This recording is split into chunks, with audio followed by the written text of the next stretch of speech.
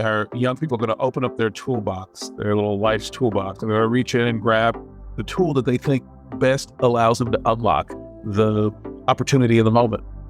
And if we haven't really invested in them having a diversity of tools for different circumstances, then they'll pull whatever tool is in there. And so imagine trying to beat a nail in, with a wrench. That's not what a wrench is designed for. But if there are no hammers in here, they're going to be adaptive. They're going to figure out, okay, well, we can beat on this thing with a wrench till we get this thing to go in on.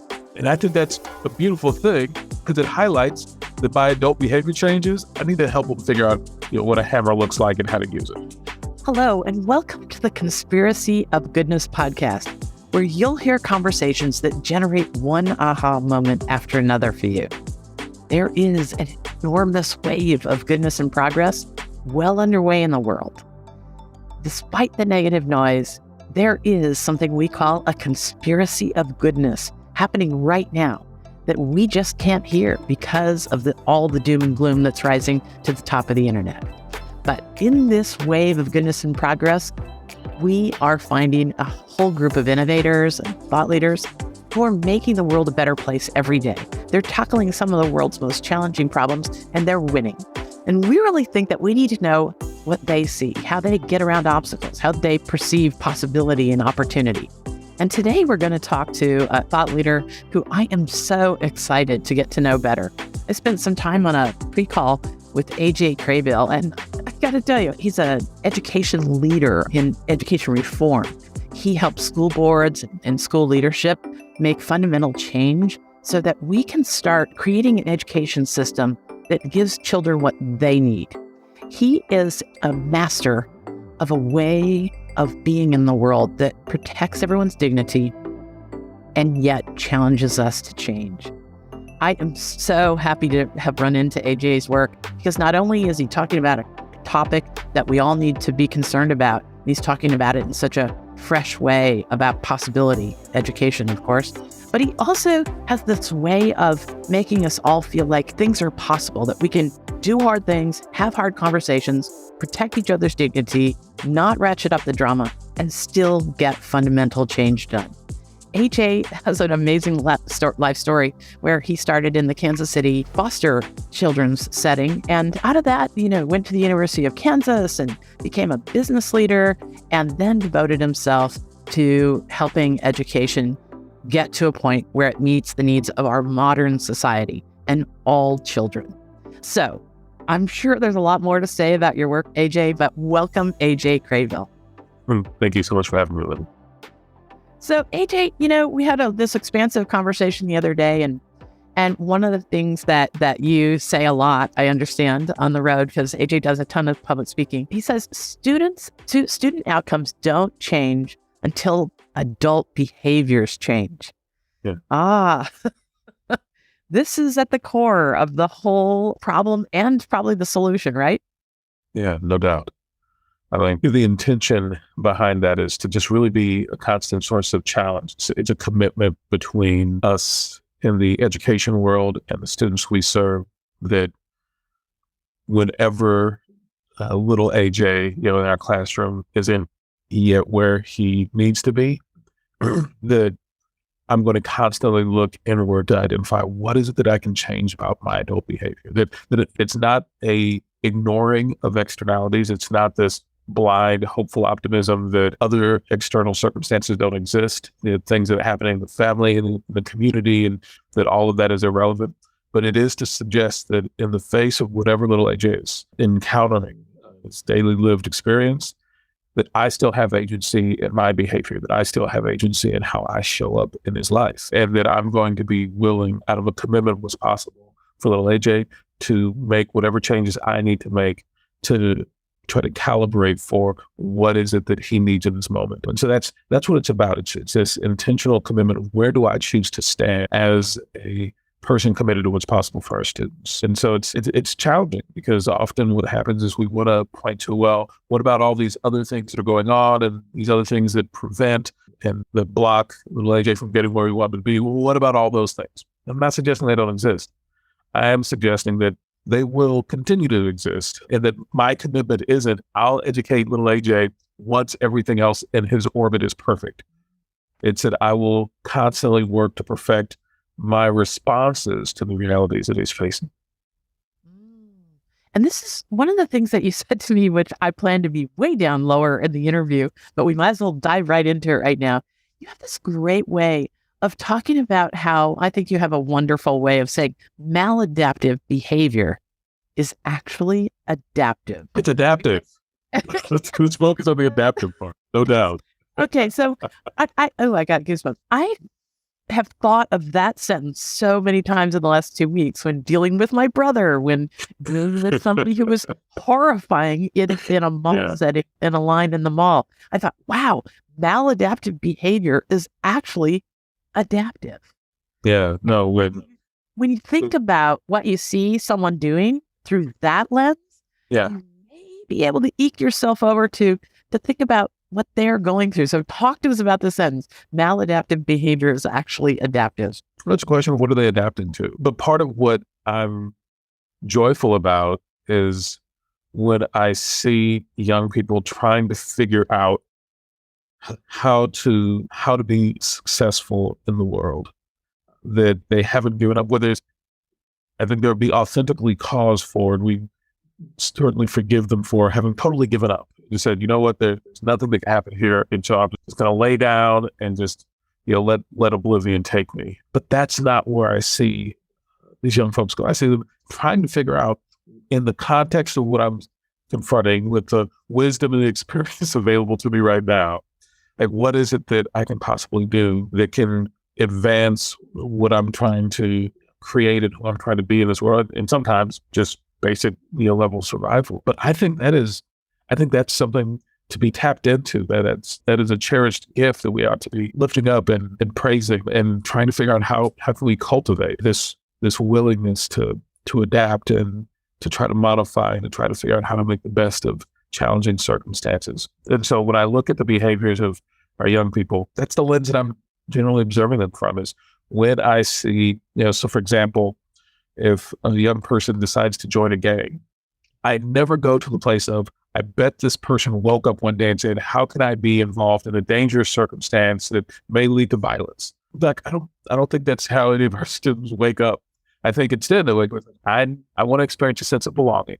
I want to experience a sense of safety. And the places that I'm being told I should get it from aren't producing it in a way that I observe it. Where can I find it from?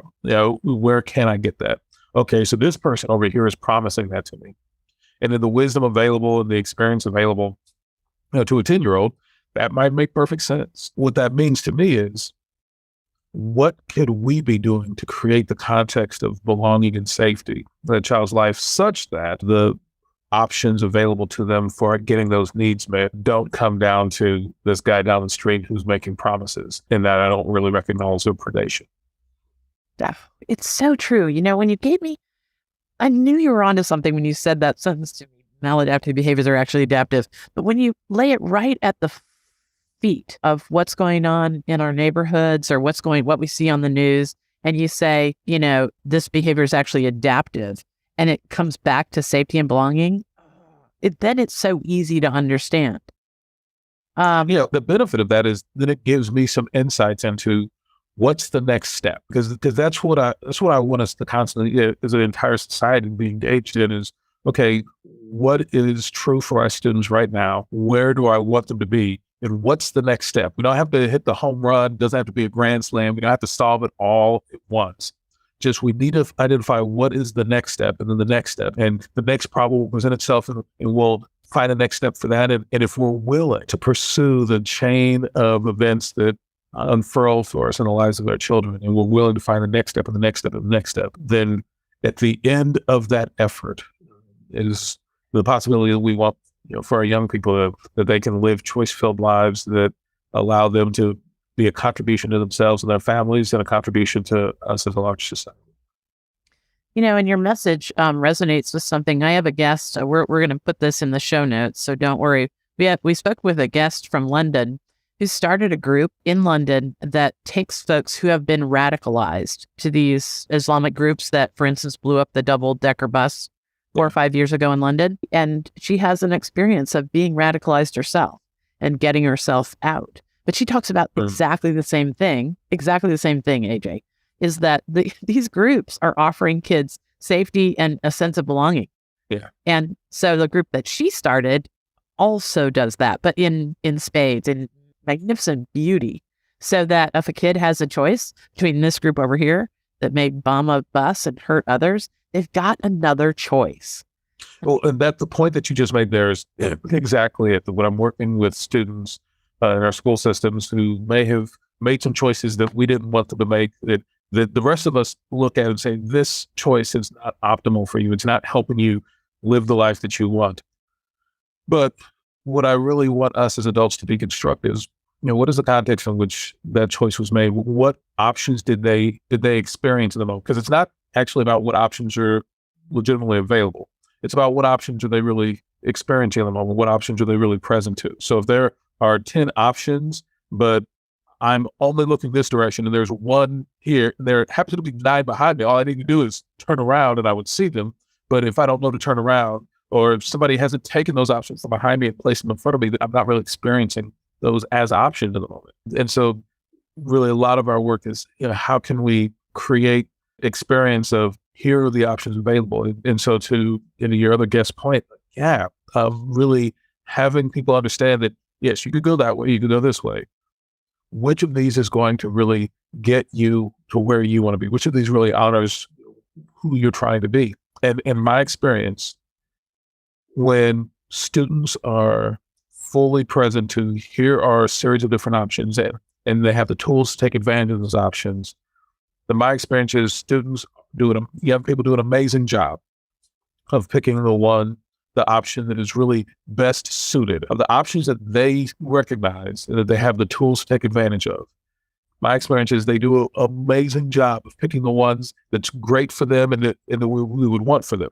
And so in that moment, our task becomes this idea of student outcomes to change adult behavior change. The task becomes, what do I have to do to help them be present to the options that are available? And what do I have to do to make sure they have the tools to access those options? Or the way that I often describe it when I'm training teachers and faculty, are young people going to open up their toolbox, their little life's toolbox, and they're going to reach in and grab the tool that they think best allows them to unlock the opportunity in the moment.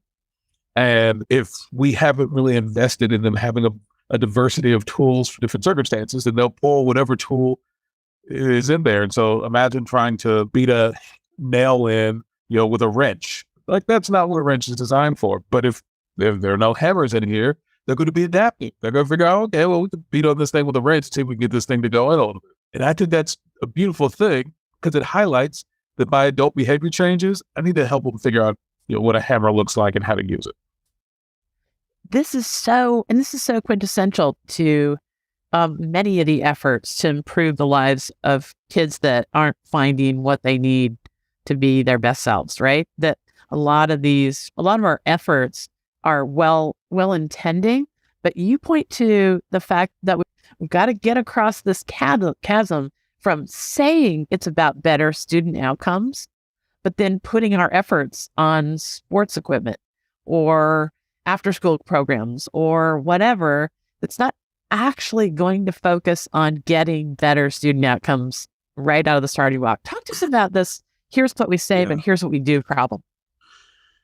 Yeah, I think part of where this misalignment of intention and impact comes from is a lack of clarity around the value chain that gets us the things that we want. And so in this context, what I'd say is that there are the inputs. Those are the resources that are applied at the beginning of the cycle. There are the outputs. Those are the measures of the quality of implementation and kind of where we're at in the middle of the cycle. And then there are the outcomes. Those are the results that we want at the end of the cycle. And so people can generally kind of get clear about what are the results we want at the end of the cycle.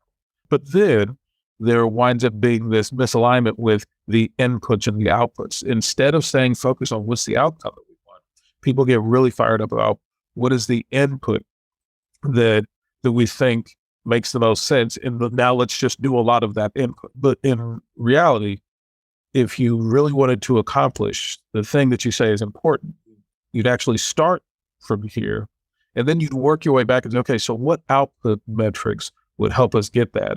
okay, so what input metrics are most aligned with these outputs? There's most aligned with these outcomes. So that there's this value chain that you would follow starting at the end and working your way back. And that would give rise to what should we be focused on? Which inputs should we be focused on deploying?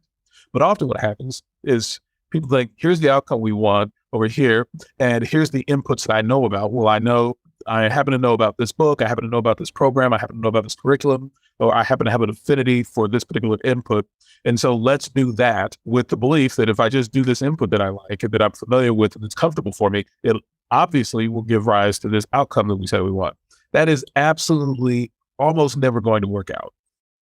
It's the fundamental disconnect there is instead of starting here with the outcome and then working toward the output, how do we measure that we're on track to the outcome? And then based on that, what inputs are most aligned with accomplishing this output? And then use that to determine what strategies we're going to use. Instead, we're quick to jump to strategies that we're familiar with or that we like or that we're comfortable with and hope that they're aligned. And the reality is they're almost never aligned.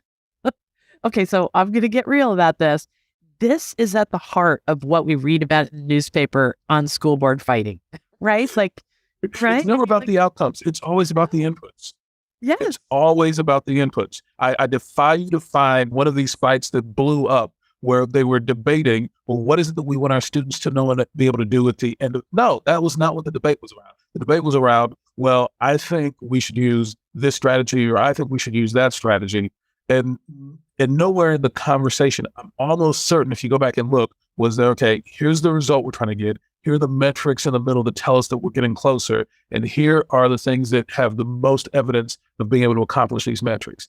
That whole missing piece then has us sit around and pray over and fight over the inputs. And I think part of the reason for that, I think it's human nature to an extent, is the inputs are really tangible. Like, should we buy this phone or should we not buy this phone? Should we hire this person or should we not hire this person? And there's a tangibility to those that I think makes them more comfortable. And the intangibility of, I want children to be critical thinkers. Well, you can't really hold that in the same way that you can hold a book or hold an employment contract or something like that. And so I think there's this mental fallacy of leaning toward the things that are tangible and that are easily understood, easily measured, and that seduces us away from doing the hard work necessary to improve student outcomes. Oh, I just think that just puts it all so succinctly. I mean, I know the next time I read a newspaper article like that, I'm going to go, wait, 90% of this article is about everybody fighting for their strategy. Right. Not one person is talking about the outcome. I know. I think it's really a light bulb moment in all of us because, it just doesn't apply to school boards, AJ, right? This is what can happen around. This is part of the experience of being human. Absolutely. Yes. I mean, you can think about my mother died and this happens to a lot of people. Then you've got to clean up the estate, right? And I see this in my dental practice all the time is that otherwise pretty healthy, rigorous families can fall apart when trying to decide how to manage the estate and all the bits and pieces, because I think it comes down to this same focus on the strategy instead of saying, hey, we want to all come out of this as friends. We want to all love each other at the end of this hard What do we want the end to look like? And how do we work backwards? Right? So I love this about your message because it applies to so much more than what's happening in education. Although, gosh, I don't know if it would be harder to find a more important place to practice it. And we got to figure out education and what we want to do next. So we're going to take a quick break. And when we come back, we're going to talk about all these wonderful ways that AJ sees that we can optimize education for the results that we want. And a modern day education system really needs to be looked at carefully. So we'll take a break and we'll be back.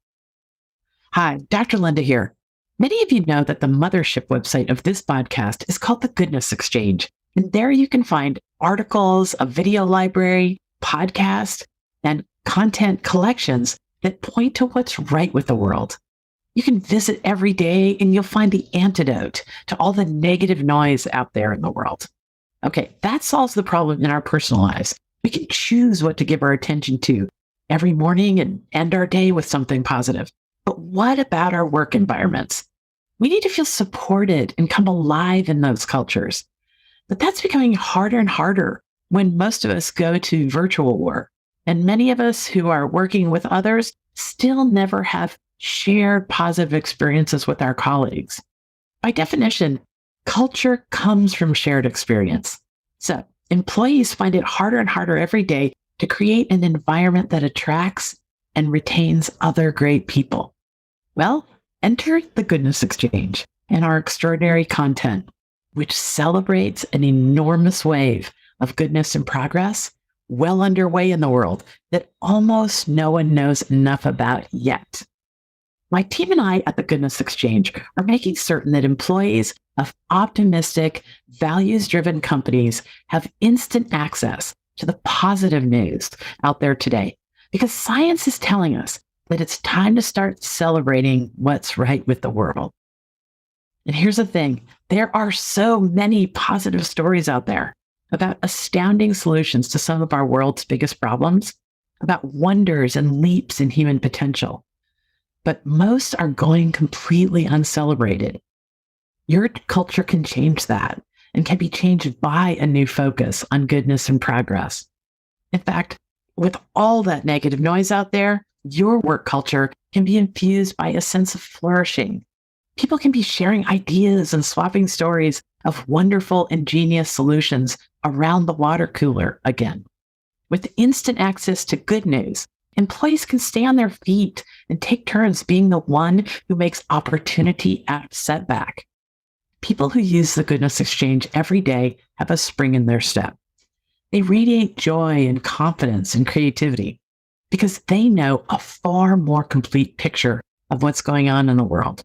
If you'd like to chat about infusing the culture where you work with a tone of celebration, of goodness, and innovation and progress, let's hop on a Zoom.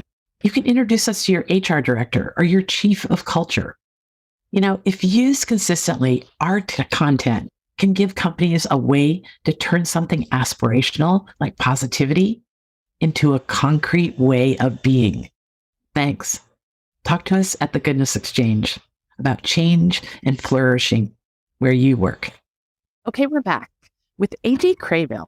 AJ is renowned for guiding school boards and leadership through difficult conversations that need to be had around resetting our priorities in education, and then carefully designing ways that we get to where we want to go by looking at the results, constantly keeping our eye on the results instead of the strategies. And that's, of course, where all the friction seems to be in society. But also, we're talking about to AJ about his wonderful, uplifting insights into human nature so that we can all live with way more discord and way less discord and way less fear and more joy.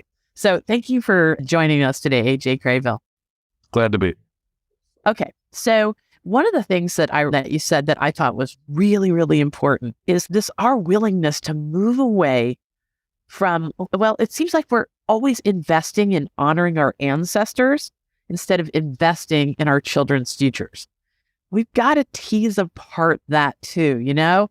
There's a lot of this, reading, writing, and arithmetic was how I got to where I am, so it was good enough for me. You know, why do we have to change? So talk to us about that, honoring our ancestors by trying to keep our things the same versus investing in our children's future. I think at its core, there's just at the level of society, a perpetual failure to pass the marshmallow test. So I don't know if you're familiar with the marshmallow test, but basically, you put the marshmallow out there, you tell the kid, if you don't eat it for a while, we'll come back, have 2 marshmallows, it's going to be great. And then you leave the room and then you watch, through the secret window to figure out what they do. And some kids, they just can't handle it. They just immediately pop it in their mouth and they eat it. And that's fine. And you come back, he's like, okay, you ate it. There's nothing wrong with that. But now you don't get a second marshmallow. And it's like kids sad about that. Then other kids, with partial, ability to delay gratification, like they'll pick it up and lick the marshmallow, but they'll put it back down. It's like, okay, that's enough. That's good on time. So I can get my 2 marshmallows. And then you got these kids who just like rock solid, just like, no, I'm good. I'm just going to sit here and wait for this marshmallow, the second marshmallow to appear. Then I might have 2. I'm going to just pause and say, folks, just Google the word marshmallow test and try and go back to the original videos from the 1960s. I'm telling you, it's more fun. And then you'll think of, it really is. You'll see yourself and everyone you know and different kinds of children and the way they react. It's really hilarious. But yes, it is the marshmallow test, isn't it? But isn't it though, like at a collective level, Like, so the human organism that we are, like this massive human organism that inhabits this planet, that collectively often, instead of thinking, what is the investment that we could be living into down the road, we don't. And we don't for all the same reasons, that the children, who don't wait for the second marshmallow don't. If I have had inadequate, caloric intake in the last week, the idea of waiting on the marshmallow doesn't make a whole lot of sense. Like, I'm starving right now. Or if I've dealt with a lot of deceptive adults who have said one thing and done another, then why should I trust, that there's actually a second marshmallow coming? I mean, so I think there are a variety of things that conspire. I think the more kind of privileged experience and upbringing that, children have, often probably going to be easier to wait around and trust on that. Like, I had a full meal this morning, I'm good. Like, I can hold out and wait. But if I haven't had, a full healthy meal in a while, like that's just a different circumstance. And so I wonder how often then, as a collective humanity, we're operating from this sense of distrust about what the future may or may not hold, and this sense of scarcity about what the past has held, and those conspire to have us immediately reach for the marshmallow rather than think through, what is the dividend that we could get if we paused, if we really invested. So I think that collectively then leads to the strong bias toward honoring our predecessors rather than honoring our successors, that our descendants wind up paying the collective bill as opposed to enjoying the collective dividend. And that this is another topic that we can talk to strictly in terms of children and education, or we can look at the wider society. This where we start from, you make a point to say, is how much your community, that's your school, your neighborhood, your family, everything, has taught you to operate from a position of fear and scarcity or not, right? So that is also something that happens in the wider world. So talk to me about how this impacts child development as well. I mean, and at a very early age, and to some extent, we have emerging evidence that even not only before they're born, but even preconception, that there are epigenetic factors that are going on. There are circumstances in the environment that mom's experiencing around fearfulness and stress. You have stress hormones and cortisol circulating, through mom's body, that has an impact on embryonic development, and that it's turning on and turning off various genetic expressions that predispose the child to having some of the same concerns around scarcity, some of the same concerns, around, trust.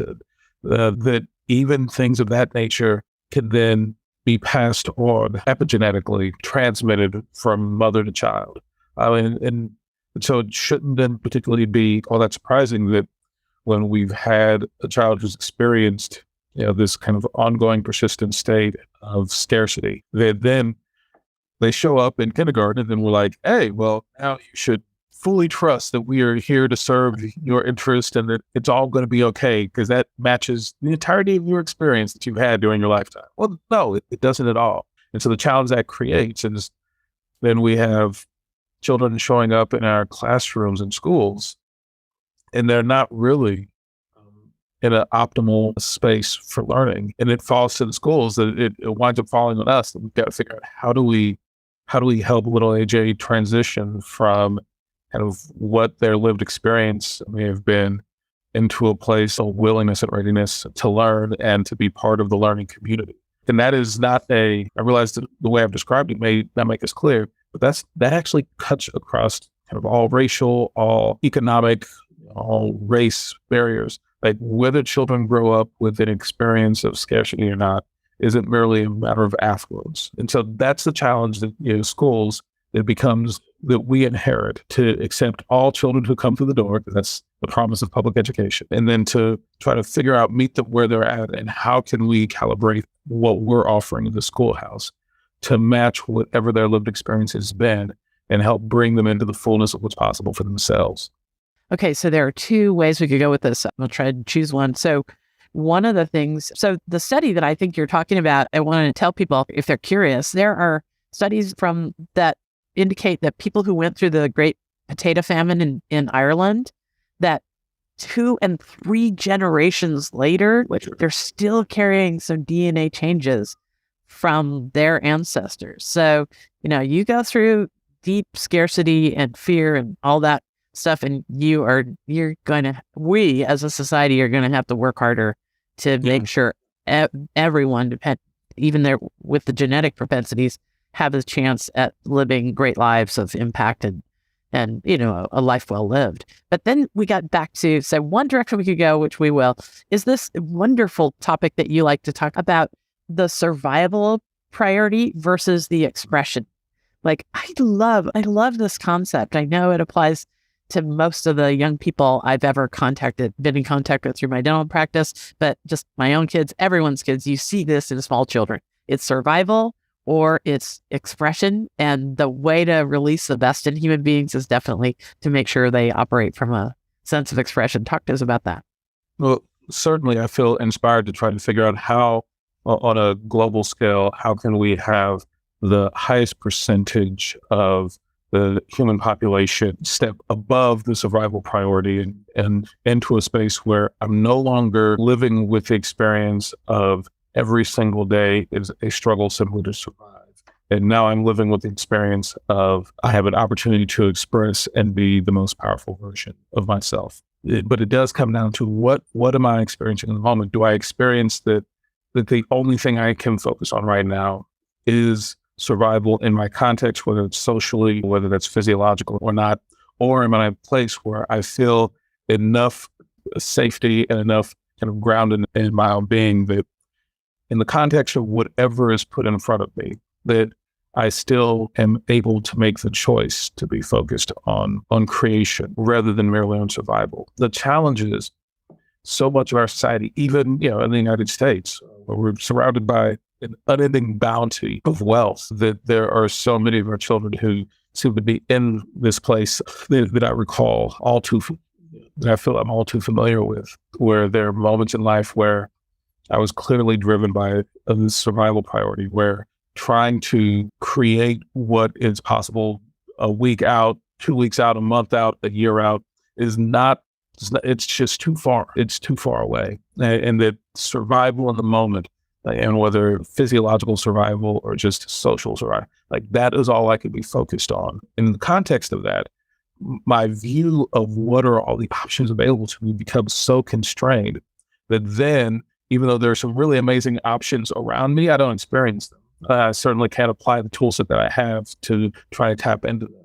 And so this is the reality that I see a lot of my students, particularly who've been through foster care, who've been adjudicated and spent time incarcerated, children who often engaged in really, really violent and unacceptable behavior, that often as I engage with them, I get the sense of that they're coming from a place of simply doing what they think is the most optimal decision for survival. And as I can help them find a way beyond that, my experience has been they've quickly transitioned into living into the version of themselves they always wanted to be to begin with. So related to that, what do you think about this sentence? I've heard a lot of thoughtful folks say you can't be what you haven't seen. You can't be what you can't see. So challenging. I mean, this is the nature of kind of scientific discovery, is that it's hard to make really big leaps. And so we look at science, that's not how it actually happens. It happens increment, and then the next increment, and the next increment. And so we have this whole vernacular around like the Einsteins who made these magnificent and huge leaps, partially because it just doesn't happen that way. Like that is the exception of the rule, and that we glorified is actually a little bit problematic. But the reality is that it happens incrementally, piece by piece by piece by piece. And this is a healthy way of understanding it, a healthy way of what to expect, is that we should be looking for how do we create a space where we're allowing folks to experience that growth themselves, that we're creating a space where folks get a little bit stronger, a little bit stronger, a little bit stronger over time. We're not expecting to go from point A to point Z all at once. And we do expect that of young people, don't we? We do. Why can't he try harder? Why can't, we do expect them to be able to make these gigantic leaps that when you look at it through the lens that you're illuminating for us, we should be talking about small steps all the way along and temper our expectations so that we create these opportunities for small steps to serve a greater goal? Well, and this is the coaching that I often offer leadership teams, is that at the governance layer of an organization, what you really want to be looking at is trajectory. Are we showing a stable trajectory up and to the right, essentially? Like, are we seeing that growth take place on behalf of the young people that we serve? And so there's this design, like a brand new school board member will come in and they'll notice, righteously and accurately so, that only 50% of this group of students can do this thing that's really important. And why isn't it 100%? I just got elected to the school board, and so now, I demand that we get to 100% next week. And their frustration is not wrong, and their sense of kind of righteous anger around it is not misplaced. But then the question becomes, what is the next step? What is the next step? And what I would encourage that board member and all board members to do is, what is the stable trajectory that your board is on? And often that stable trajectory is a flat line. And in that case, boards do need to push. And the leadership teams do need to push. Like, you know what? We can't just stay where we've been for the last 20 years. We do need to see this stable progression up and to the right over time. And each day we're getting a little bit better and a little bit better. That requires a continuous improvement process. And this is where this idea that student outcomes don't change until adult behaviors change, is that I've got to be celebrating the successes that we've experienced, but honoring that they are insufficient to get us to the next level. And that for that, I'm going to have to interrogate my own adult behavior and then identify what is the next change in my behavior to make that next step in the progression. I love this. This reminds me of another episode. So just so people know, the episode I was referring to is called Mapping Goodness. It's episode 37 on the Conspiracy of Goodness podcast, with this woman in London who has created a way so that at any point you can just hit this app, the map on an app, and see what the nearest thing about goodness that's happening is to you right now in real time. If there's an event, if there's a group meeting, if there's anything happening that's related to goodness and progress in your community, you'll be able to see on this map how close it is and access it. It's a pretty cool thing. The other one that you just reminded me of is this amazing woman named Zoe Weil, who is talking about raising solutionaries. Yeah. I enjoy it. We don't know. We don't need any more visionaries. We need people who get to solutions with each other in brilliant ways of collaborating, in honoring differences, because, that's where all the cool stuff happens, and so forth and so on. So that's episode 91. If folks are interested in the kinds of things that AJ is talking about, there is a group of educated innovators who are bringing a new way forward for us, and AJ is certainly one of them. So both of those people talk about something you talk about all the time, which I absolutely love. Let's talk about collectivism. And the challenge is that in the space of survival priority, that the scope of my focus narrows down to who are the people who I acknowledge as being in my immediate tribe, people that I am willing to place some trust in, that they are going to help me reach beyond the parameters of survival. And again, that's not just a physiological thing. That can be a cultural thing, that can be a sociological thing. But if I feel as if something of my identity or of my physical being is at stake, is at risk, then I can often revert back to this survival priority. And in that space, the idea of what works for all of us is, there's no space for that to exist as the priority. There's no space for a sense of collectivism, a sense for what's possible for all of us. In that moment, I stop trying to use the wheels of creativity to figure out what is going to work for me and for others.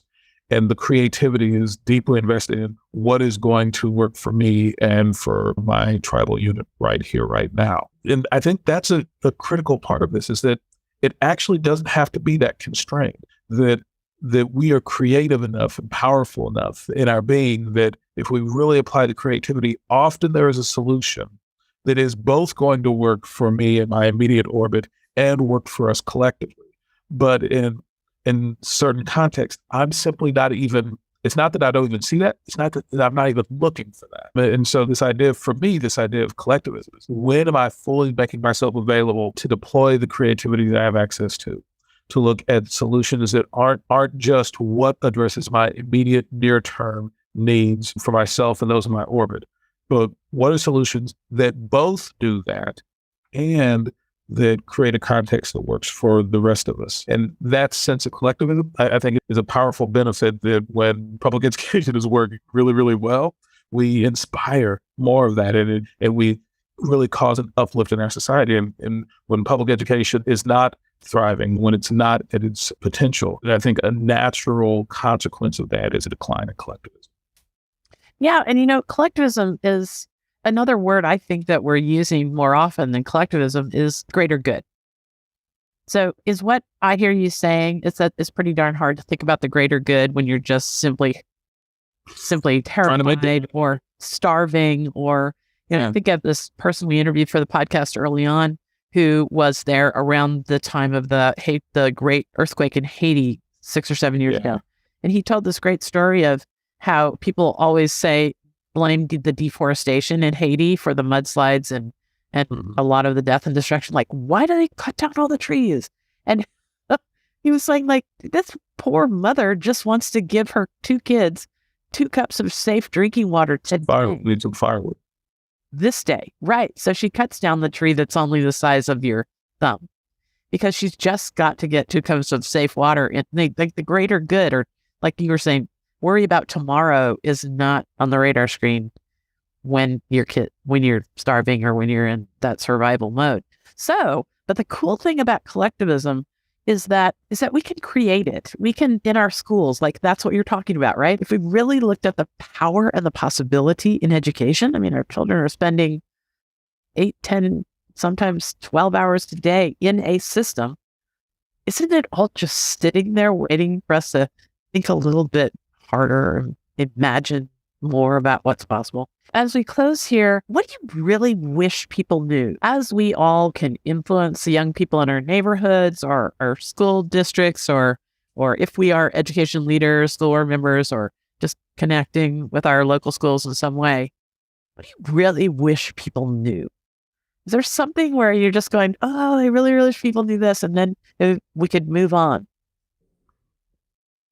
From a kind of occupational perspective, what I certainly really wish people knew is that it is actually possible to educate almost every single one of our children to the highest possible standards. And the only reason I say almost is public education, we're responsible for everyone. And so there's like this 0.1 to 1% of students who have incredible disabilities that they're dealing with that actually, whether it's intellectual or physiological, makes it really hard for them to be successful. But that is the exception. Once you account for that group, that if we see less than 95, 99% of our students experiencing success, that means we've got adjustments that we've got to make in our school systems. And I've got to look at what is the next step and what is the next step that I could be taking in my context, whether that's in the classroom or the board, to really make more perfect what's possible with the students that we serve. And so from an occupational level, if there's one thing that I wish people knew is that it is in fact possible to educate all of our children, but that possibility is bound up in my willingness to identify what is the next step that I need to take in my context, and the next step, and the next step, and the next step. From a more philosophical perspective, I'd say the one thing I wish people know is that I always have the ability to make a choice that could be transformative. That I feel like, and I've seen in my own life, that there are moments in my life where I feel like there is no option that I've reached the end of what is possible in my life, bearing joy and hope and anything else. And even in those moments, with the benefit of hindsight, there was a choice that I could make in the context of that despair, in the context of that hardship, that could be transformative in my life and the lives of those around me. So there's one thing that I want people to know. It's kind of at the level of being human there. In all of our circumstances, there is a choice that I can make that leads to more of the future that I want for myself and those around me, even in the most challenging of context. And that the challenge in those moments becomes, am I willing to really get present to what that next choice might be, so that I can live into the possibility that emanates from that rather than the direction that I'm currently going. Let's wrap our interview up today with a couple of really important things. AJ has a book that just the title makes me feel better about the world and the future of education. His book that's coming out or is out now is called Great on Their Behalf. This episode will publish in the end of March. AJ, tell us about Great on Their Behalf and whether people can get their hands on it or not yet. Yeah, the book's out March 28th. It's been a labor of love just trying to capture what is it that communities and school boards can do to try to make sure that the school boards are really effective at maintaining a focus on how are students learning, as opposed to what is easily possible is for folks to lose that focus and to get pulled into so many other things. What I often say is the intention of the book is to help accelerate the transition from an adult inputs focused to a student's outcomes focused. This is the gist of it, right? When we hear in the news about strife and friction and so forth on school boards and in school leadership, I'm sure at every level, it's really about something you and I talked about early on in this interview. And I encourage people to go back and listen to that part. We're going to make some really good show notes for you. And if it was kind of set off some little bells in your mind when AJ and I were talking earlier about focusing on the strategies instead of the outcomes, I really think that's what's tripping us up. We all have a book that we love, or we have a philosophy that served us, or we have something that's gotten us through the night. So we bring that to our efforts to do good in the world and be public servants, like volunteer to be on the school board, right? So we bring these strategies that have helped us out to the school board meetings or whatever. But then we get is that what I hear you say? The challenge becomes, instead of fighting for what's possible for children, I start fighting for the strategy that I'm familiar with, fighting for this area that I think is the absolute essential. And probably the worst example of this, was me when I joined my local school board in a previous career as a computer programmer. And so when I joined the school board, I was absolutely adamant that the technology of the school system was just antiquated, and the antiquated nature of it was making it harder for children to be successful. And as I visited classrooms, I saw these old computers that just sat in the corner and went unused because they were ancient. I noticed that we had trouble getting meaningful information from the administration about certain things because some of our central office data systems were just so out of date. And so I just pushed and pushed and pushed. Like, the thing holding our school system back is we've got to get this technology together. With the benefit of hindsight, it's obvious to me now that, and if you had asked me at that time, are you focused on student outcomes? I would have said, yes, absolutely. I'm absolutely focused on student outcomes. Like, we've got to get these things right to get otherwise we'll never see an improvement in student outcomes. And I wouldn't have been lying to you in that moment. I wouldn't have been trying to be deceptive, but I would have been self-deceived. And that's the critical thing to distinguish, is that I absolutely believe that I was focused on student outcomes when I was very clearly textbook focused on adult inputs. And does that suggest that I was wrong about my observations about the technology? No, I was spot on about my observations about the technology. But the critical distinction I didn't make is that I wasn't analyzing what students needed most. I was analyzing from the lens of what do I most understand and what do I most have the skill set to offer. I was putting myself at the center of the equation, my knowledge, my contribution at the center, rather than the outcomes of students at the center. Had I done that, I would have asked some very different questions, and I would have been curious about very different things. Like, hey, what is it that is most holding our students back?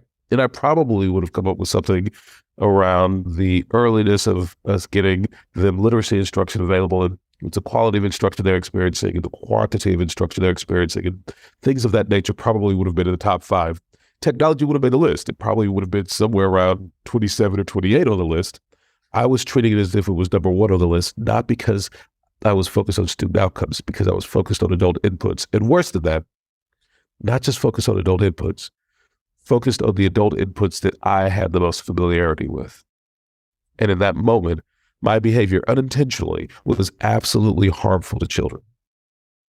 So, AJ, I just can't tell you how big I think this insight is. If we can preserve people's dignity and let people do just exactly what you just did, say, my way of thinking on this has improved. And when I did that, it didn't turn out to be for the greater good. And we can acknowledge everybody's good intentions for bringing their expertise or the thing that helps them get through the night or feel like they've made progress in their own lives. God, that's part of the good intentions of anybody who wants to work with children, is what worked for me.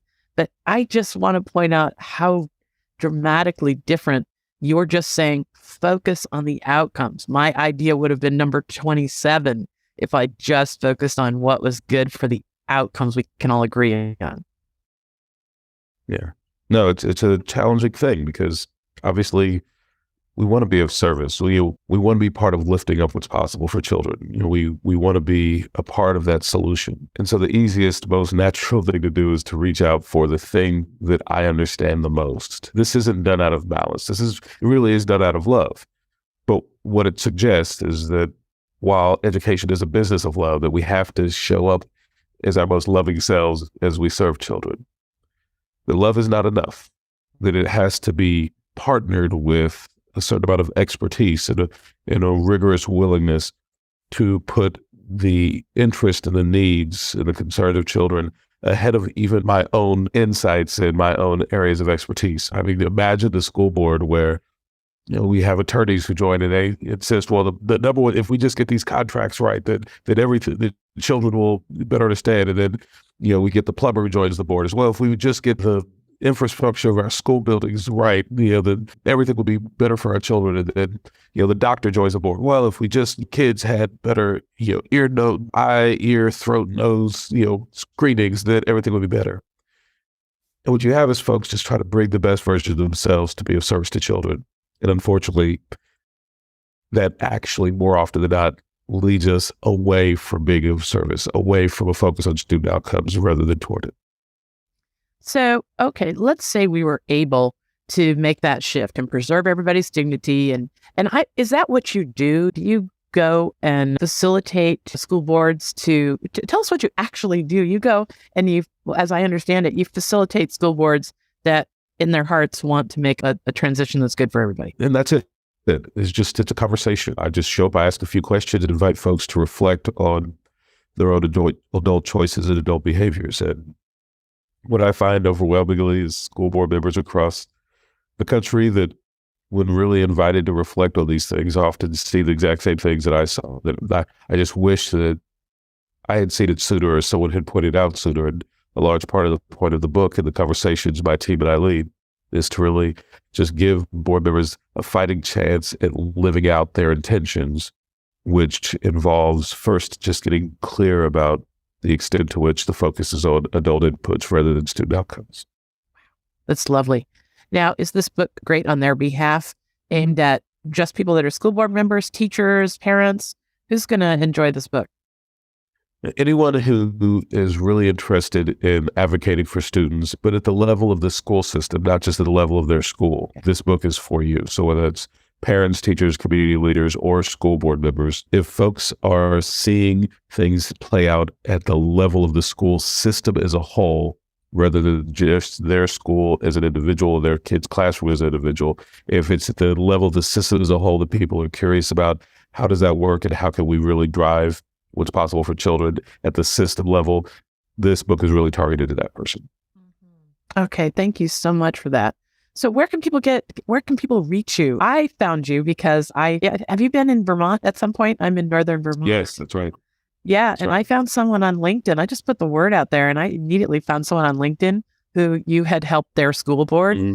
And this woman she can sing your praises enough about what a game changer your assistance to her community was. So how do people get a hold of you if they want to explore all this further? Yeah, I just encourage people to reach out. And if they want to learn about the book, it's just greatontheirbehalf.com. And the book will be available wherever people buy their favorite books, particularly online. But if people want to connect with me, it's just AJ at ajcrabill.com. It's AJ at ajcrabill.com. And particularly, I love hearing from folks who are doing the work and are just looking for a thought partner. I'm always happy to be that. Or if folks have questions about the book, I'm happy to answer those. But what I'm also really curious about is, as folks are finding really innovative solutions to how they're making a difference in the lives of children in their community. I know these things are often very location specific, but I still love learning about what's working elsewhere, because it gives insights into what might work for the students in my community or some of the other school systems I serve. And so I just encourage folks who are doing things and you have actual data, not just anecdotal, but real data and analysis that bears out the difference that your work has made. I'd hope to reach out. I feel so strongly about your work and this fresh approach that you're bringing to it that we will have to have a part 2, because I'd love that. I do. I have goosebumps head to toe right now. I want an episode where you just tell those stories, where you just go story after story after story of success and what that looks like, creative ideas, because I'm sure one of the things I love best about humans that we aren't celebrating enough is that when our backs are to the wall, we can get creative. We can find a way to collaborate. You look at all the most important and really fully collapsing times in history. We came together. We found a way to use our diversity to come up with ingenious ideas. And that's what I'd love for you to talk about next time. Will you come back and fill us full of all these super, super ideas people have come up with? Yeah, I'd be delighted. There's just so many great things that people are doing to serve children all across the country. And I absolutely love being able to sing the praise of our hardworking teachers all across the country. Okay, great. We'll do that. I'm just going to throw a date on the calendar now. We'll try and make sure an episode of that, just so you can look forward to it, comes at kind of the end of the school year around June 1st. And AJ and I will get some on our calendars to record that episode too. So thank you for joining AJ in this amazing hour of thoughtful, fresh perspectives, kind of a diagonal of looking at some of our problems that we're just facing straight on every single day and able to see our way around. I hope that all these connections to goodness and progress that AJ and I have turned you on to will carry you through your week, and you'll start finding all the joy and wonder that we've been talking about as possible. Please visit us at the Goodness Exchange. You can find a spring in your step.